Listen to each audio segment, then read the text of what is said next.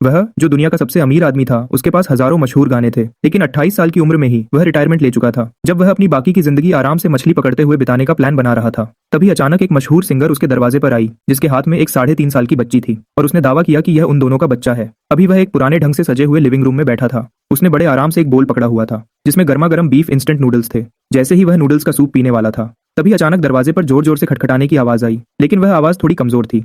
उसने थोड़ा परेशान होकर अपने चॉपस्टिक्स नीचे रख दिए। वह अपनी चप्पल पहनकर दरवाजे की तरफ चल दिया। पुराना लकड़ी का दरवाजा आवाज करते हुए खुला।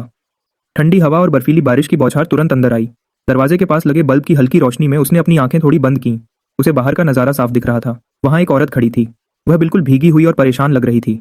उसके चेहरे से बारिश का पानी लगातार बह रहा था, लेकिन उसे अपनी कोई परवाह नहीं थी। वह अपने शरीर से बारिश को रोककर एक छोटे से कपड़े में लिपटे बच्चे को बचा रही थी। उसके हाथ कांप रहे थे और जोर से पकड़ने की वजह से पीले पड़ गए थे। उसे देखकर उसकी आंखें फटी की फटी रह गईं, चाहे उसका चेहरा कागज की तरह पीला पड़ चुका था। फिर भी उसने पहली ही नजर में उसे पहचान लिया। यह वही प्यारी और मशहूर सिंगर थी जिसने 4 साल पहले पूरे एशिया में धूम मचाई थी। यह वही नाम था जो आजकल इस दुनिया में मीडिया की खबरों में सबसे आगे चल रहा था। तुम यहाँ क्यों?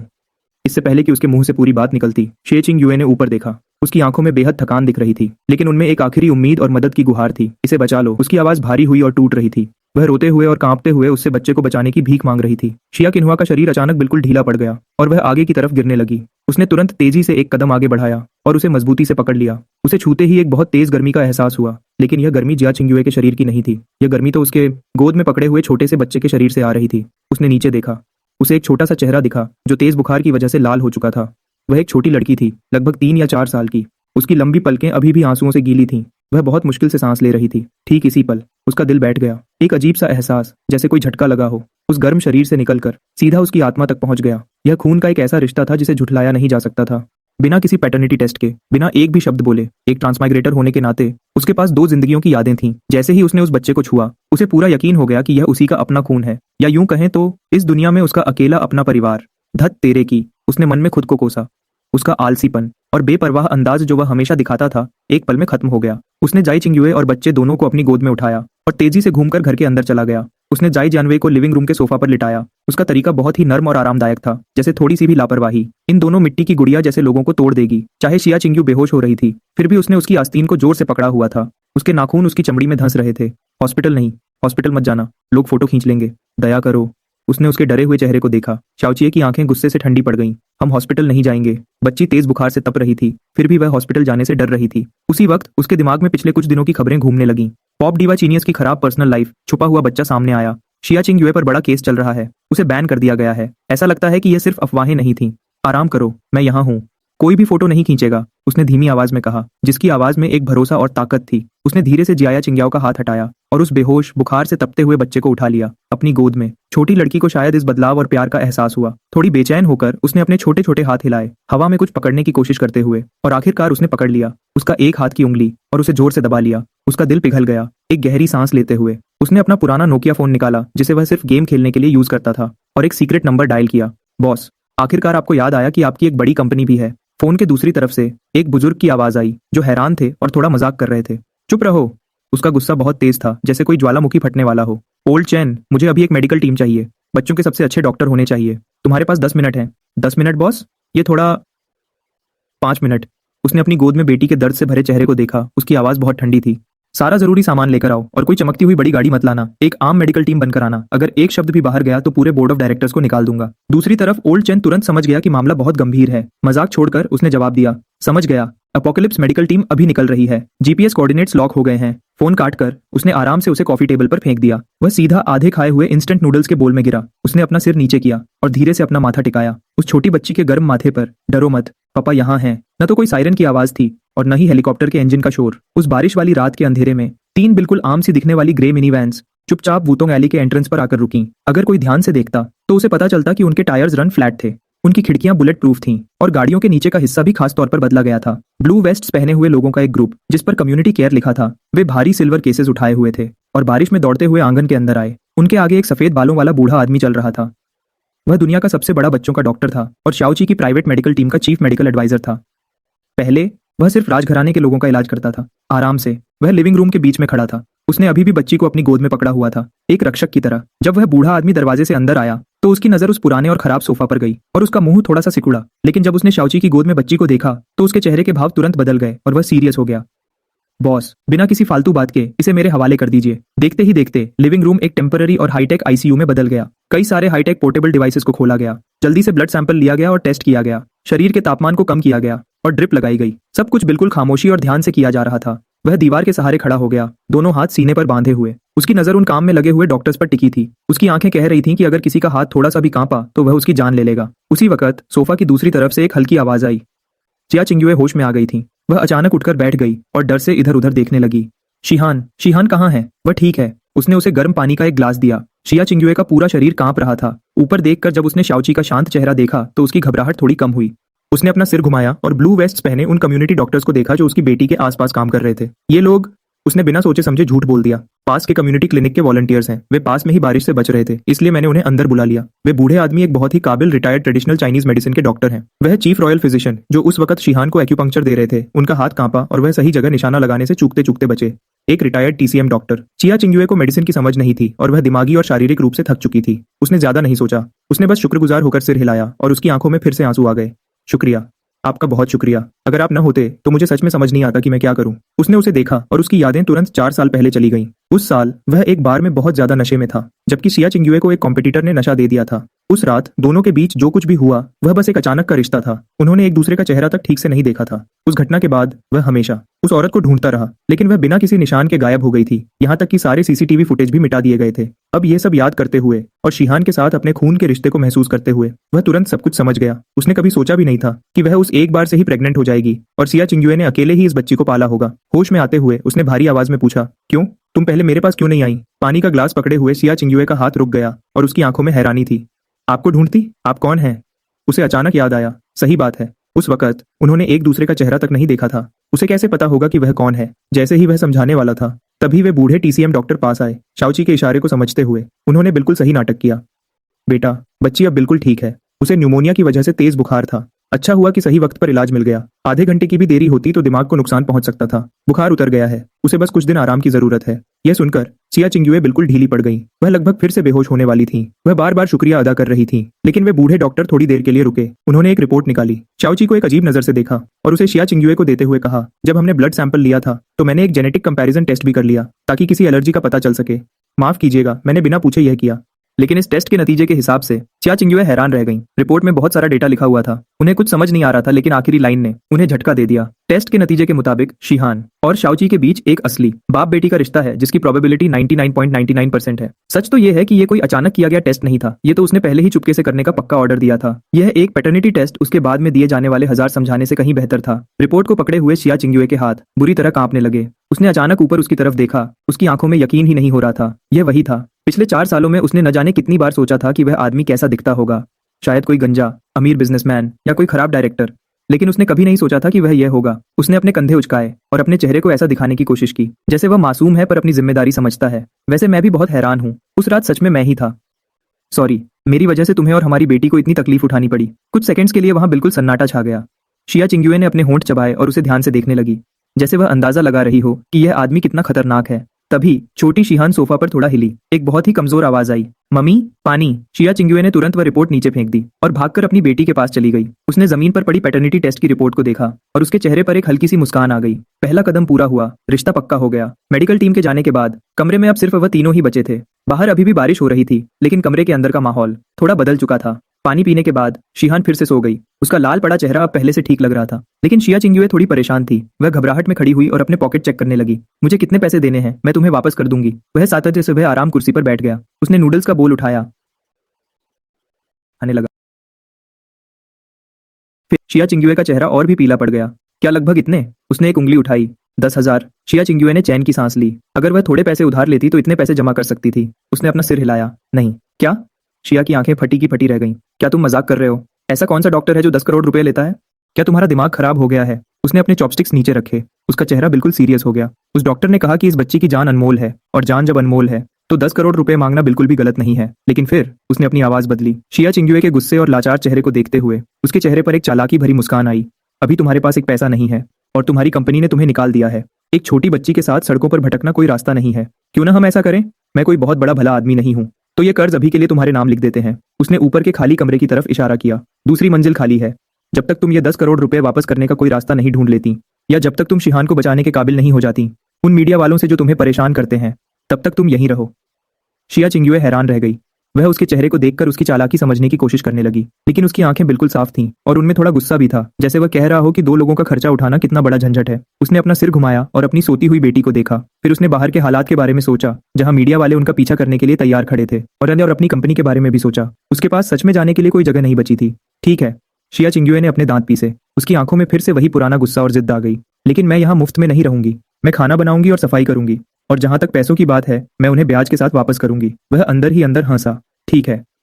अगले 2 दिनों में उसके छोटे से आंगन में थोड़ी रौनक आ गई, या यूं कहें कि एक अजीब सा तनाव छा गया। हालांकि शिया चिंग्युए वहां रह रही थी, लेकिन वह हर वक्त चौकन्ना रहती थी। वह एक जख्मी जानवर की तरह थी, जो उसके घर में बहुत ध्यान से घूम रही थी, ताकि कोई आवाज न हो। उसने दूसरी मंजिल को बिल्कुल साफ सुथरा कर दिया। वह हर सुबह जल्दी उठकर उसके लिए नाश्ता बनाती थी, चाहे वह सिर्फ एक सादा दलिया और अचार ही क्यों न हो, लेकिन उसका स्वाद बहुत अच्छा था। शिहान का बुखार उतर चुका था और वह अब पहले से काफी ठीक थी। ये छोटी बच्ची सिर्फ 3.5 साल की थी, लेकिन वह इतनी समझदार थी कि देखकर दुख होता था। उसे पता था कि उसकी मम्मी परेशान है, इसलिए वह कभी जिद नहीं करती थी और न ही रोती थी। वह बस कभी कभी सीढ़ियों के ऊपर छुप जाती और अपनी बड़ी बड़ी गोल आंखों से, जो बिल्कुल उसके जैसी थीं, उसे हैरानी से देखा करती थी। ये वही आदमी था जिसे उसे पापा कहना चाहिए था। वह रिश्ता जोड़ने के लिए कोई जल्दी नहीं कर रहा था। वह जानता था कि इस माँ बेटी के लिए भरोसा करना आसान नहीं है, इसलिए वह सही मौके का इंतजार कर रहा था। और वह मौका तीसरे दिन की शाम को आया।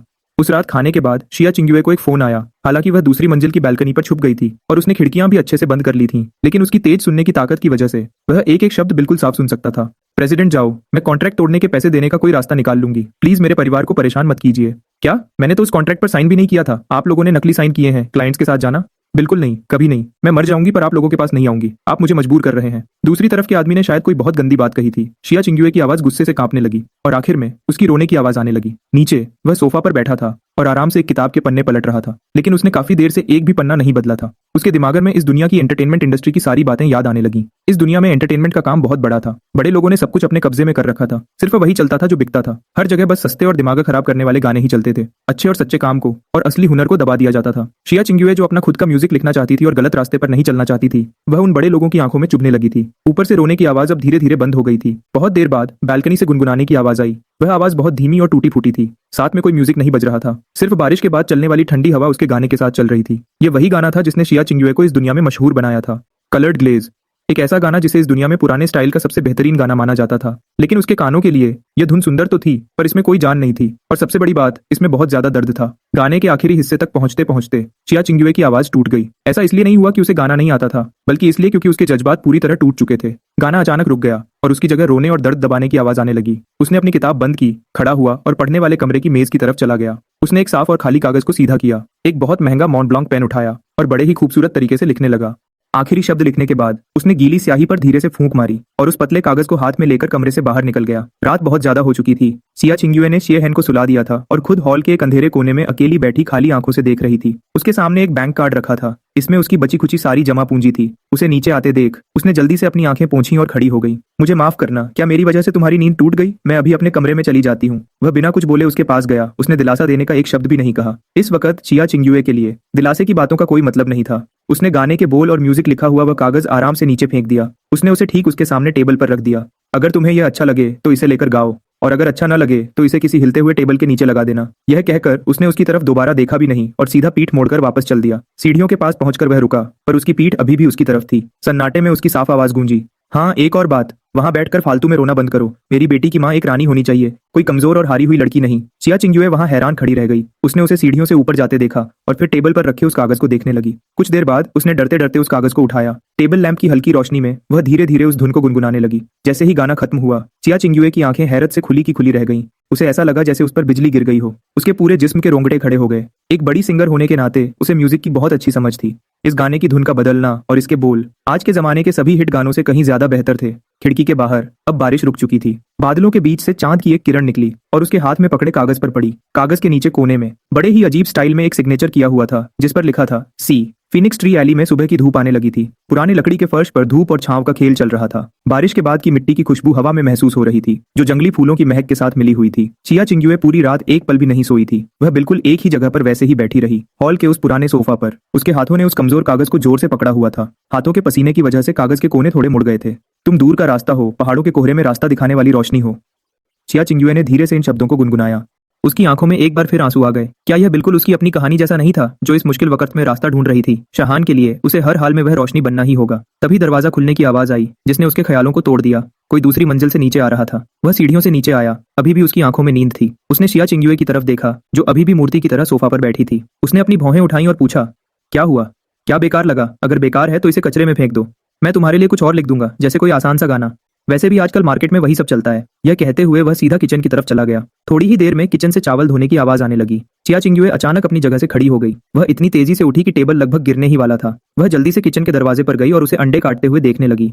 उसने कांपती आवाज में पूछा, क्या सच में यह गाना तुमने लिखा है? उसने पीठ मोड़कर देखा तक नहीं और उसके हाथ में चाकू तेजी से चलता रहा। उसने अंडे को बराबर 6 टुकड़ों में काट दिया। क्या तुमने सिग्नेचर नहीं देखा? किसी सी नाम के बंदे ने लिखा है। मैं तो बस बीच का आदमी हूँ। तुम मुझसे ऐसे सवाल क्यों कर रही हो जैसे मेरा आईडी चेक कर रही हो? चिया चिंगयुए ने हार नहीं मानी। वह कहाँ है? कौन है वह? मैं उससे मिलना चाहती हूँ। इस गाने का म्यूजिक बहुत ही बेहतरीन है। इसके बोल और धुन आपस में बिल्कुल फिट बैठते हैं। कोई आम इंसान ऐसा गाना कभी नहीं लिख सकता। यहाँ तक कि आज के सबसे बड़े म्यूजिक डायरेक्टर जैसे वेन शनहाई, वह भी ऐसा शानदार गाना नहीं बना सकते। वह पीछे घूमा। उसने शांति से उस बड़ी सुपरस्टार की तरफ देखा और बोला, असलियत को समझो। अभी तुम पर मेरा 100 मिलियन का कर्ज है और साथ में घर का किराया और बाकी खर्चे अलग। मैंने तुम्हें यह गाना इसलिए दिया है ताकि तुम पैसे कमा सको और अपना कर्ज चुका सको। रही बात लिखने वाले की, तो वह जो कोई भी हो, उससे तुम्हें क्या मतलब? तुम बस मुझे एक बात बताओ, क्या इस गाने से अच्छा पैसा मिल सकता है? क्या यह तुम्हारे बंद होते हुए स्टूडियो को दोबारा खड़ा कर सकता है? वह बिल्कुल आम कपड़े पहने हुए था। एक पुराने और टूटे फूटे घर में रह रहा था। यहाँ तक कि उसे सुबह के नाश्ते की भी चिंता थी। फिर भी जब उसने एक ऐसे शानदार गाने के बारे में बात की जो पूरी म्यूजिक इंडस्ट्री को हिला सकता था, तो उसका यह बेपरवाह अंदाज देखकर उसे अजीब सा लगा और उसके दिल में उसके लिए इज्जत और बढ़ गई।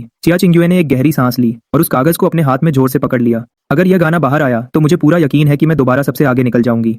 फिर अचानक उसकी आंखें उदास हो गईं। लेकिन अभी मुझे पूरे इंटरनेट पर बैन किया गया है।